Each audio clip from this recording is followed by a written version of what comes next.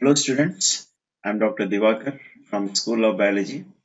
इस चैप्टर में अब तक हम ग्लाइकोलाइसिस, लिंक रिएक्शन और क्रेब्स साइकिल कर चुके हैं। अब उसके आगे का पार्ट जो स्टेप 4 है, जिसको हम कहते हैं electron transport system and oxidative phosphorylation, इसको हम इस लेक्चर में कवर करेंगे। तो सबसे पहले electron transport system. Electron transport system को हाइड्रोजन ट्रांसपोर्ट सिस्टम भी कहते हैं, इसको प्रोटॉन ट्रांसपोर्ट सिस्टम भी कहते हैं, और ये माइटोकॉन्ड्रिया के इनर मेम्ब्रेन पर अरेंज होता है। माइटोकॉन्ड्रिया के इनर मेम्ब्रेन पर इलेक्ट्रॉन ट्रांसपोर्ट सिस्टम लगा होता है। तो हम जैसा कि जानते हैं कि ये स्टेप ग्लूकोज से पायरुवेट बनना, इसको हम कहते हैं ग्लाइकोलाइसिस।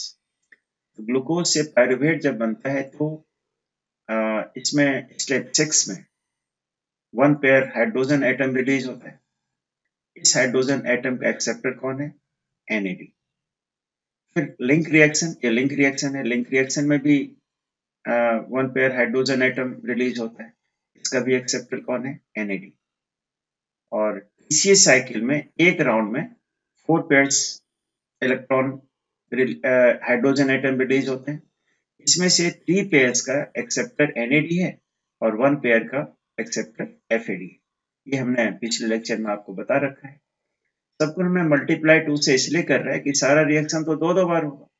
हर रिएक्शन दो बार होगा क्योंकि 2 मॉलिक्यूल पायरुविक एसिड का बनता है, इसलिए मल्टीप्लाई बाय 2। तो हमने क्या देखा कि जो फर्स्ट 3 स्टेप है सेलुलर रेस्पिरेशन का, ग्लाइकोलाइसिस, लिंक रिएक्शन और क्रेब्स साइकिल, इन प्लेसेस पर जो हाइड्रोजन एटम रिलीज होते हैं, उस हाइड्रोजन एटम का इनिशियल एक्सेप्टर या तो NAD है या फिर FAD है।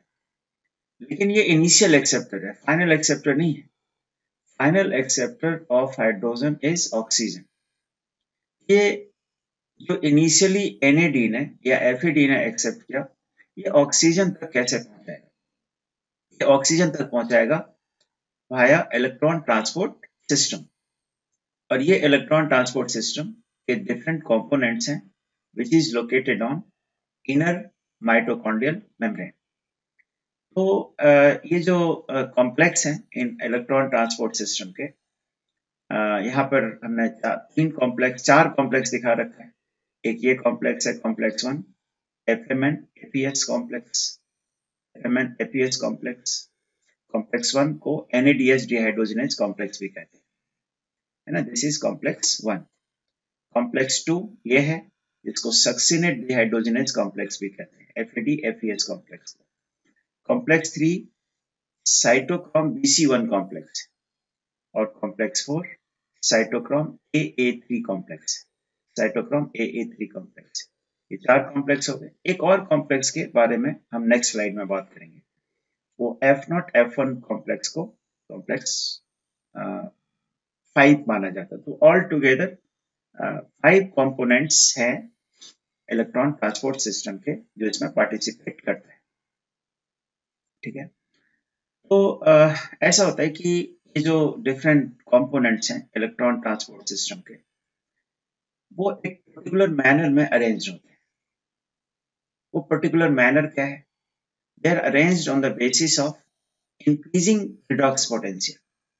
इंक्रीजिंग रिडॉक्स पोटेंशियल का मतलब ये है कि जैसे जैसे हम आगे बढ़ेंगे, इलेक्ट्रॉन या हाइड्रोजन एक्सेप्ट करने की जो एबिलिटी है वो इंक्रीज होती जाएगी। जैसे हम ऐसे समझें इसको कि NAD ने इनिशियली इसको एक्सेप्ट किया, NAD हाइड्रोजन को ट्रांसफर करेगा इस कॉम्प्लेक्स के पास। तो मतलब इस कॉम्प्लेक्स के पास एफिनिटी NAD के कंपैरिजन में ज्यादा है हाइड्रोजन एक्सेप्ट करने की। और जैसे जैसे हम इधर से इधर की तरफ बढ़ रहे हैं, सबसे ज्यादा एफिनिटी किसकी है? हाइड्रोजन की है। हाइड्रोजन के साथ में सबसे ज्यादा एफिनिटी ऑक्सीजन की है। तो ये हाइड्रोजन जो इधर से ट्रांसफर होकर के यहाँ तक पहुंच रहा है ऑक्सीजन के पास, ऑक्सीजन के से कंबाइन करके ये किस में कन्वर्ट हो जाएगा? वाटर में कन्वर्ट हो जाएगा। इसी को कहते हैं इंक्रीजिंग रिडॉक्स पोटेंशियल।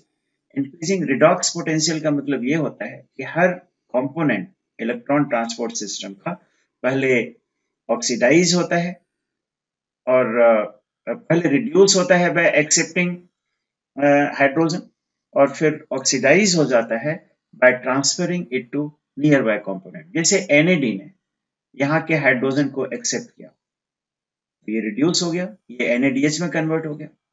जब NADH अपना हाइड्रोजन FMN को ट्रांसफर कर देगा तो ये ऑक्सीडाइज हो जाएगा और ये क्या होगा, रिड्यूस हो जाएगा। तो हर स्टेप पर रिडक्शन और ऑक्सीडेशन होते हैं और हर जो इंक्रीजिंग मैनर में ये डिफरेंट कंपोनेंट लगे हुए हैं, इनकी जो एफिनिटी है वो एफिनिटी ग्रेजुअली क्या हो रही है, इंक्रीज हो रही है। और सबसे ज्यादा एफिनिटी किसकी है, ऑक्सीजन की है, इसके साथ वो हाइड्रोजन मिलकर के वाटर में कन्वर्ट हो जाता है। तो इसको हम कहते हैं इलेक्ट्रॉन ट्रांसपोर्ट सिस्टम।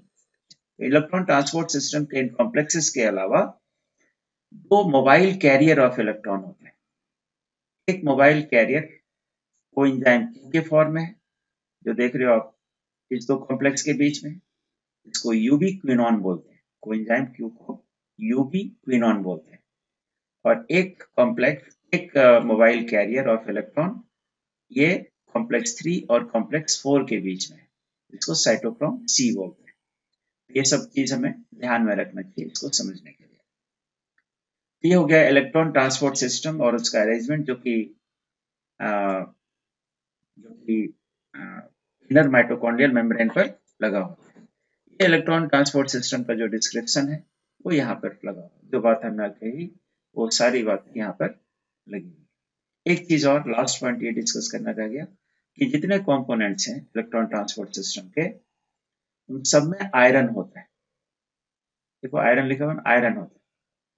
सिर्फ लास्ट वाला जो कंपोनेंट है साइटोक्रोम AA3 कॉम्प्लेक्स, ये वाला कॉम्प्लेक्स जिसको साइटोक्रोम ऑक्सीडेज बोलते हैं, इसमें आयरन के साथ साथ कॉपर भी होता है। ये भी ध्यान रखना कि कॉपर और आयरन इसमें दोनों होगा, बाकी सब में आयरन तो सब में होगा। अब हमें देखना है कि ATP कैसे बनता है। इसी स्टेप को हम कहते हैं ऑक्सीडेटिव फॉस्फोराइलेशन।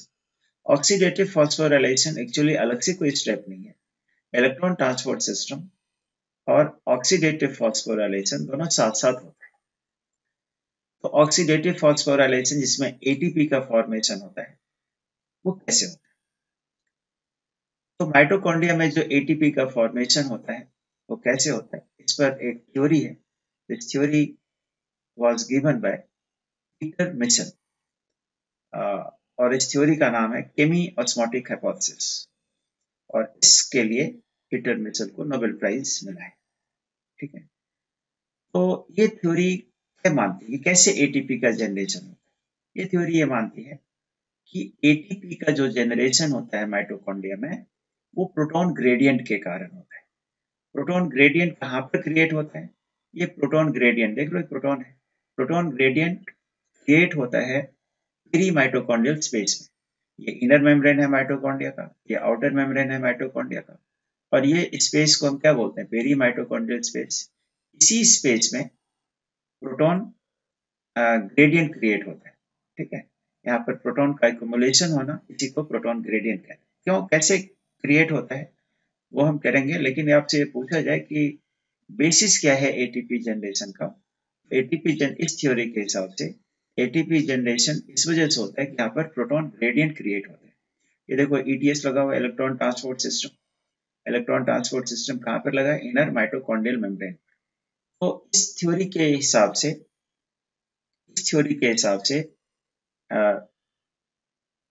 जो हाइड्रोजन एटम एक्सेप्ट करता है NAD या FAD, यही दो करता है।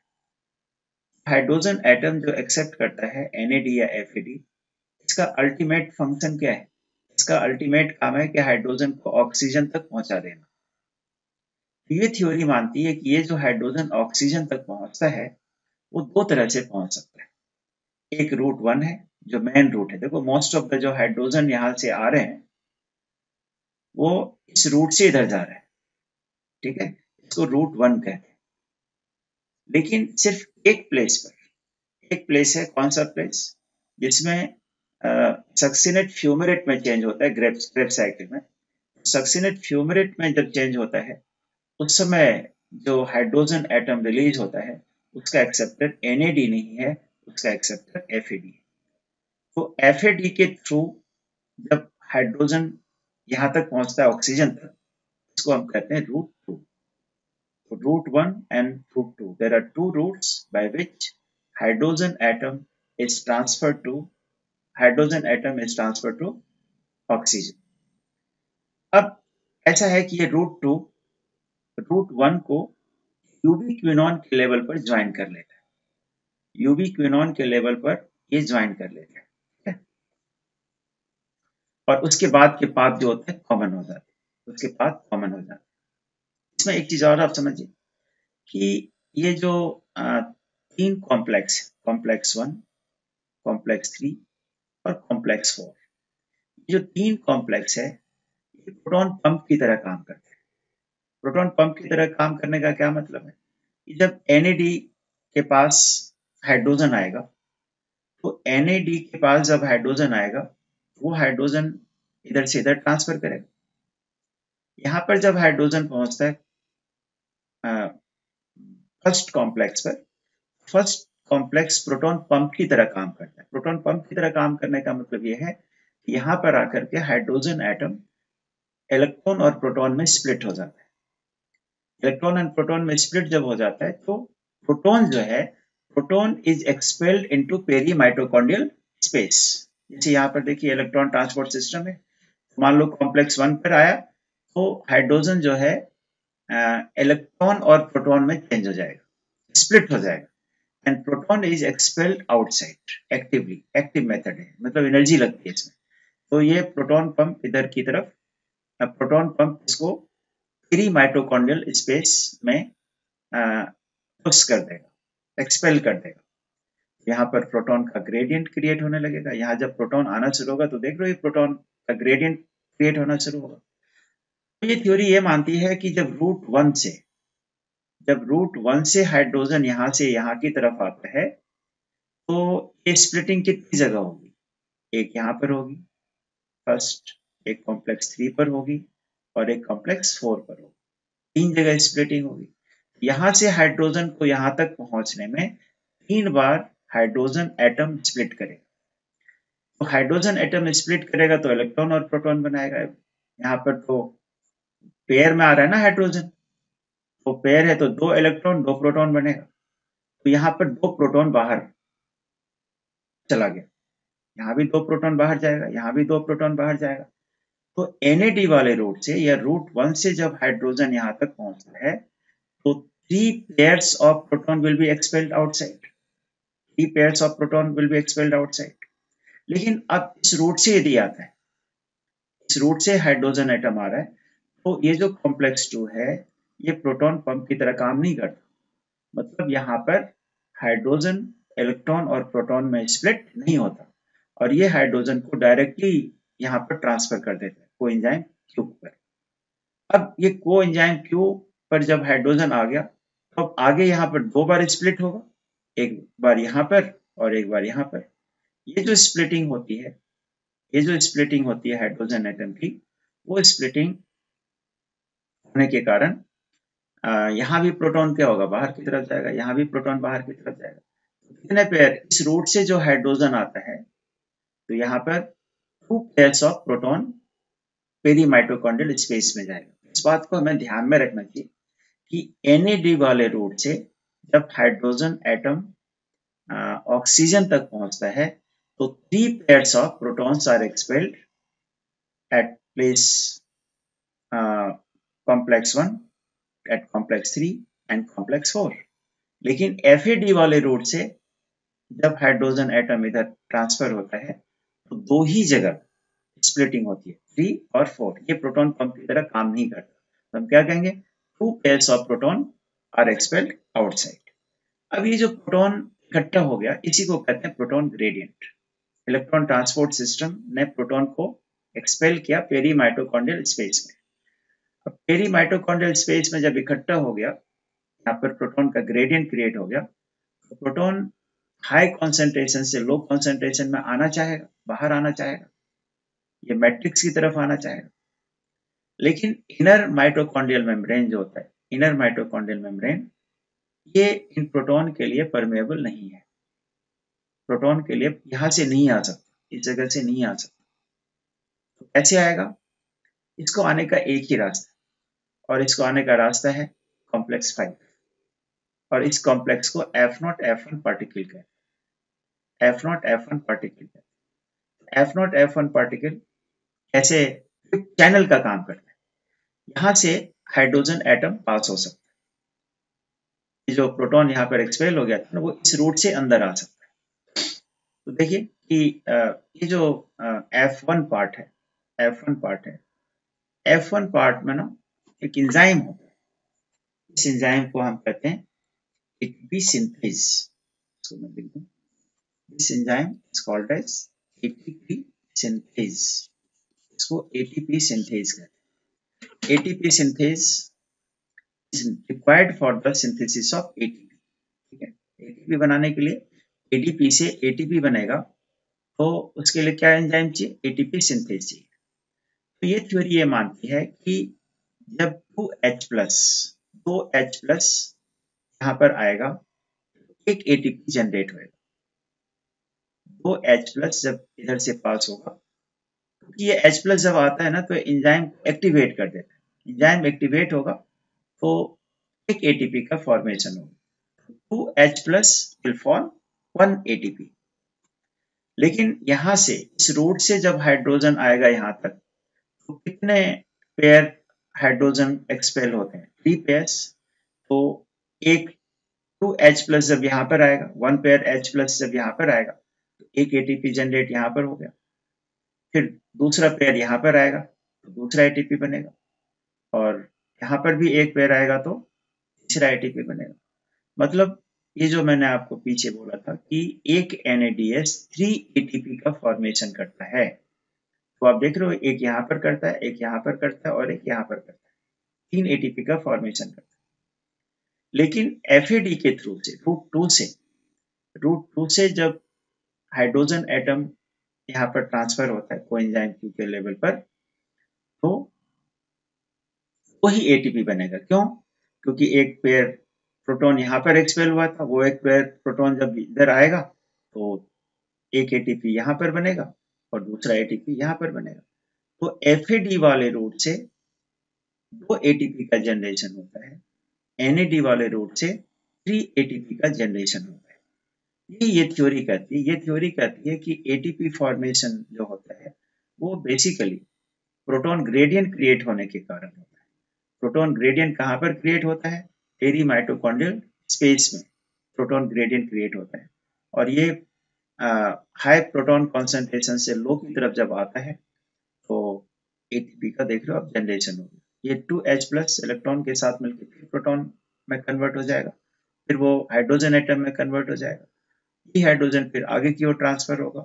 इस तरह से जो डिफरेंट डिफरेंट कंपोनेंट हैं जहाँ पर प्रोटॉन की स्प्लिटिंग होती है ना, वहां पर आकर के प्रोटॉन हाइड्रोजन इलेक्ट्रॉन और प्रोटॉन में स्प्लिट करेगा, और ultimately it will help in generation of ATP.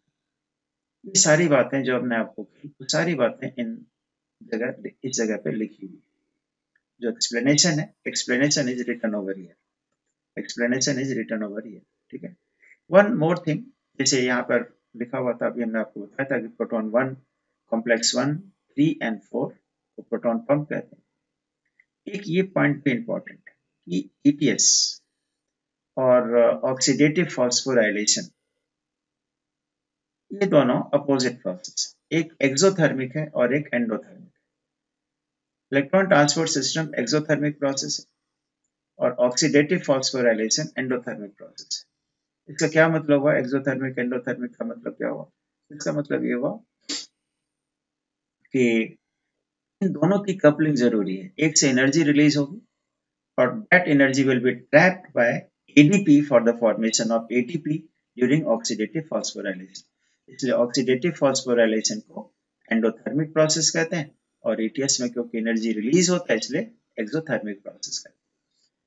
तो ये हमने जो है 4th स्टेप कर लिया। स्टेप इस तरह से कि पहला स्टेप सेलुलर रेस्पिरेशन का ग्लाइकोलाइसिस, दूसरा स्टेप लिंक रिएक्शन, तीसरा स्टेप लाइफ साइकिल, चौथा step electron transport system and oxidative phosphorylation.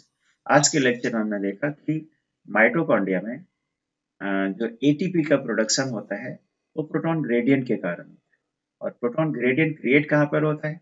Peri mitochondrial space में। वो जो प्रोटॉन हाई कॉन्सेंट्रेशन से लो कॉन्सेंट्रेशन की तरफ जब आता है F0 F1 पार्टिकल की तरफ, तो F1 के अंदर जो एंजाइम है एटीपी बनाने वाला, एटीपी सिंथेज, वो एक्टिव हो जाता है और एक्टिव होकर के एक एटीपी का जनरेशन करता है। तो ये हो गया आज के लेक्चर में, इतना ही। एक लेक्चर और हम करेंगे जिसमें फाइनली कंक्लूड करेंगे कि कैसे कैसे एटीपी बनता है, और जो छोटी छोटी बातें अभी रह रही हैं उन सारे फैक्ट्स को हम लास्ट लेक्चर में कवर करेंगे। आज के लिए इतना ही। Thank you.